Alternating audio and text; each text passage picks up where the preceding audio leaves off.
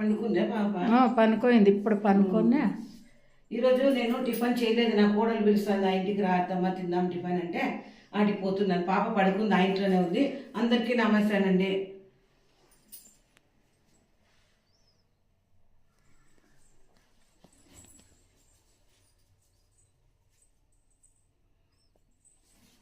ఇంకోటి ఉషా, మనము ఒక్క పొద్దులంటే శివరాత్రి రోజు అన్ని రకాలు తింటాం కదా.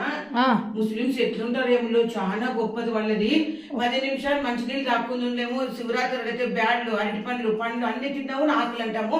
వాళ్ళకి మాత్రం చాలా దేవుడు మంచి ఓపిస్తున్నారు. ఎండాకాలం మళ్ళీ ఎండాకాలం మన శాత కాదు, మంచినీళ్ళు కూడా లేదంట.